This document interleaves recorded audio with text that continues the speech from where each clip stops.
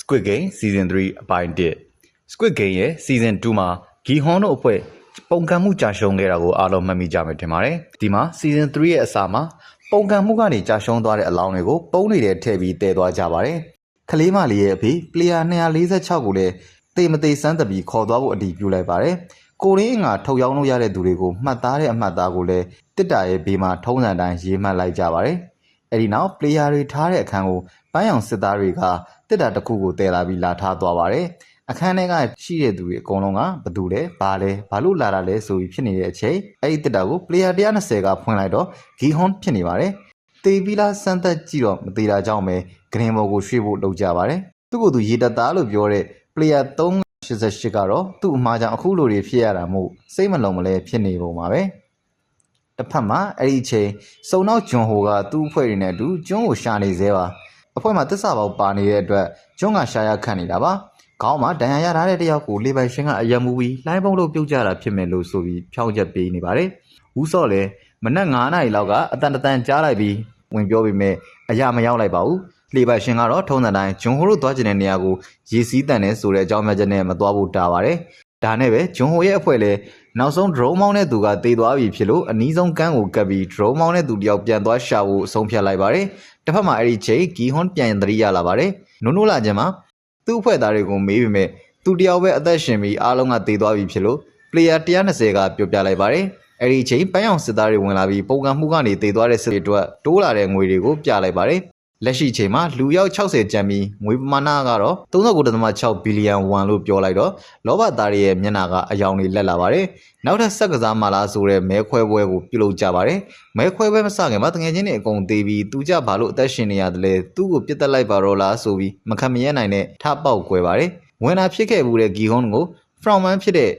အင်ဟိုရိုဘက်ကတတ်ဖို့အစီအစဉ်လုံးဝမရှိပါဘူးရုံရင်းဆန်ကတွေဖြစ်ခဲ့ပြီးတဲ့နောက်ထိမ်းမြတဲ့ဂီဟွန်ကိုပန်းရောင်စစ်သားတွေဘက်ကလက်ထိတ်ခတ်ထားလိုက်ပါတယ်ဒီလိုနဲ့မဲပေးပွဲစတော့လေအဝိုင်းတွေကပဲအမဲအပြတ်သက်နိုင်ပါတယ်နံပါတ်1အဖိုးကြီးတို့အဖွဲ့ကတော့ဂီဟွန်ရဲ့ကြာရှုံးမှုတွေကိုလှောင်ပြောင်ခဲ့ကြပါတယ်အဖိုးကြီးတို့အပြင်နက်ဆီယာမာကပါလှောင်ပြောင်နေလို့ဂီဟွန်လည်းစိတ်မထိန်နိုင်ပဲလဲပင်ထညှက်လိုက်ပါတယ်ကိုးကွယ်သူတွေကြောင့်သာနက်ဆီယာမာလွတ်သွားတာပါကျန်တဲ့သူတွေကလည်းလက်ရှိဖြစ်ပျက်ကိုစိတ်ပြက်လက်ပြက်နဲ့ပဲရက်ကြည့်နေကြရပါတယ်တစ်ဖက်ကခွဲစိတ်ခမ်းမှာတော့သတိမိနေတဲ့ player 236ကိုရင်ခွဲဖို့လုပ်နေကြပါတယ်အဲ့ဒီချိန်နိုဦးကခွဲစိတ်ခမ်းတွေကအားလုံးကိုတနက်နဲ့အလစ်မှာပြစ်ခတ်ခဲ့ပြီးခွဲစိတ်ဆရာဝန်ကိုတော့ player 246ရဲ့အသက်ကိုတနက်နဲ့ချင်းချောက်ပြီးကယ်ခိုင်းပါတယ်အစားအစာဝေးတဲ့ချိန်မှာလည်းလက်ထိတ်ခတ်ခံရတဲ့ဂီဟွန်ကမယူနိုင်တာကြောင့် player 149အမီအိုကဂီဟွန်ကိုရလာတဲ့ကစုံဦးကိုသွားပေးပြီးခွဲဝေကျွေးရင်အားတင်းထားဖို့နဲ့အကုန်လုံးကောင်းမှုလုပ်ခဲ့တာဖြစ်လို့ကိုကိုအပြစ်မတင်ဘူးပြောပါတယ်ဒီမှာထူးထူးခြားခြားသဘောကျတာတခုကဂီဟွန်ကိုအမေအိုကဆရာလို့ပဲခေါ်လေးရှိပါတယ်ဆရာစားပါအောင်ဆရာကောင်းတာလုပ်ခဲ့တာစသဖြင့်ပြောလေးရှိပါတယ်အဖွားကိုပေမဲ့သူ့ရဲ့တစ်ဖက်သားပေါ် respect ထားပေးတတ်မှုကိုမြင်ရပါတယ်အဲ့ဒီအချိန်မှာ player 246ကစီကတ်တွေပြန်ယူမလာနိုင်လို့တောင်းပန်တဲ့အကြောင်းပြောလာပါတယ်ဒီမှာအမေအိုသားကမနေနိုင်တော့ပဲဒါက player 246အမှားမဟုတ်ပဲရေတသားရဲ့အမှားသာဖြစ်ကြောင်းရေတသားကြောက်နေကြလို့အခုလိုတွေဖြစ်ခဲ့တာလို့ရှင်းပြပါတယ်ဂီဟွန်လည်းအကြောင်းဆုံးတည်သွားတော့ရေတသားကိုစိတ်ထဲမကြင်မနှက်ဖြစ်သွားခဲ့ပါတယ်ညကအတော်လေးကိုနှက်နေပါပြီအခန်းထဲမှာတယောက်တည်းသူတို့သွားရမယ့်လမ်းကြောင်းတွေကိုတွက်ချက်နေတဲ့ဂျွန်ဟိုကိုဝူဆော့ကပြောစရာရှိလို့ဆိုပြီးရောက်လာပါတယ်ပြီးရနောက်သူ့အနေနဲ့လှေပိုင်ရှင်ကိုအတော်လေးတန်တရားဖြစ်မိကြောင်းနဲ့အဲ့ဒီနေ့ကမှောင်နေပေမဲ့သူမြင်လိုက်ကြောင်းပြောပြီးမဲ့ဂျွန်ဟိုကတော့သူနဲ့အတူနှစ်ပေါင်းများစွာသူရှာနေတဲ့ဂျွန်ကိုဒုက္ခခံပြီးလိုက်ရှာပေးခဲ့တဲ့အပြင်သူ့တက်ကကကယ်ခဲ့မှုတဲ့လှေပိုင်ရှင်ကိုအကျွမ်းမဲ့ယုံကြည်နေပါတယ်ဒါကြောင့်ပဲဝူဆော့တယောက်ရှင်းပြရခက်နေရကြောင်းသူ့ထင်သူ့မြင်ကတခါမှမမာဘူးကြောင်းနဲ့သတိနဲ့နေဖို့သတိပေးရင်ထွက်သွားပါတယ် player 388ကတော့သူ့ကိုအမြဲတမ်းစိုက်ကြည့်နေတဲ့ဂီဟွန်ကြောင့်ပိုပြီးစိတ်မလုံဖြစ်နေပါတယ်ဒီလိုနဲ့စတုဒ္ဓမြောက်ဂိမ်းစတင်ပါပြီဂိမ်းဆော့ဖို့သွားတဲ့လမ်းမှာပုံကံမှုကနေတည်သွားတဲ့သူတွေကိုစံပြအနေနဲ့လောင်းတွေကိုချိန်ဆွဲပြထားပါတယ်ဒီမြင်ကွင်းကဂီဟွန်ကိုအထိနာစေသလို player 388အတွက်လည်းပိုထိတ်လန့်စရာဖြစ်ခဲ့ပါတယ်ဂိမ်းရှိရကိုသွားတဲ့အချိန်ဂိမ်းရဲ့ဝင်ပေါက်တကားကဓာတ်တစ်ချောင်းပုံစံဖြစ်ပြီးထွက်ပေါက်မှာတော့တော့ပေါက်ပုံစံဖြစ်နေပါတယ်အဲ့ဒီအခန်းကလည်းဝင်ပေါက်ထွက်ပေါက်ဒီနှစ်ပေါက်ထဲရှိပါတယ်ဂိမ်းဆော့ဖို့ဝင်လာတဲ့ player တွေကိုဒီတစ်ခေါက်ဂိမ်းကိုနှစ်ဖွဲ့ခွဲပြီးဆော့သွားမှာဖြစ်ကြောင်းနဲ့ကြေညာသံထွက်လာပါတယ်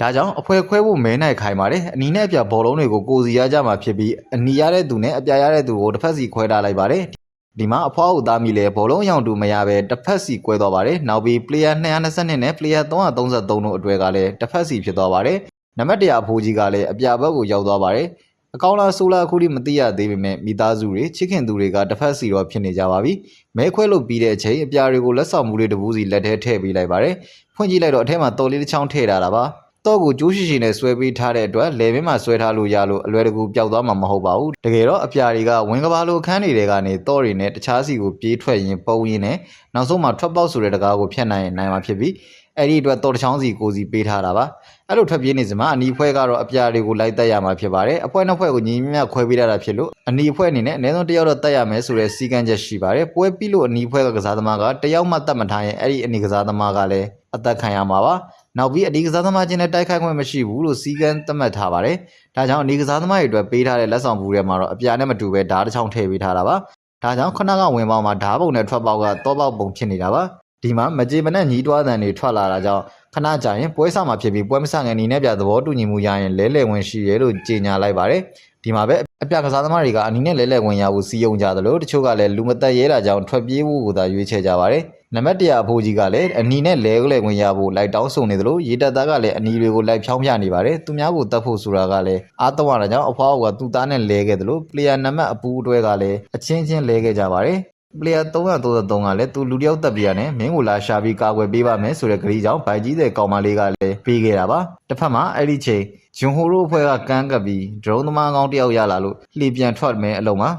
ဝူဆော့ပါမလာတာကြောင့်မင်းပမာလဲဆိုပြီးဂျွန်ဟိုကဖုန်းဆက်မိပါတယ်ဝူဆော့ကတော့သူမလိုက်တော့ပဲကမ်းပေါ်မှာနေခဲ့မယ်လို့ပြောခဲ့ပါတယ်လှေပိုင်ရှင်အကြောင်းကိုဒီကလူတွေဘယ်သူမှမသိတာကထူးဆန်းတယ်လို့ဒီနိုင်ငံတွေကအစားသူ့အကြောင်းမသိတာကထူးဆန်းဆုံးဖို့သူလှေပိုင်ရှင်အကြောင်းစုံစမ်းရင်ကမ်းပေါ်မှာနေခဲ့မယ်လို့ပြောလို့သတိနဲ့နေဖို့ပြောရင်ကမ်းပေါ်မှာပဲနေခဲ့လိုက်ပါတယ်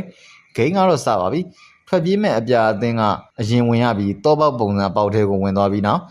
ဝင်သွားတော့အခန်းတွေအများကြီးရှိတဲ့စီကိုရောက်သွားပါတယ်အပြာအသင်းဝင်သွားပြီးမိနစ်ပိုင်းအတွင်းမှာပဲအနီအသင်းကလိုက်ဝင်ရမှာပါ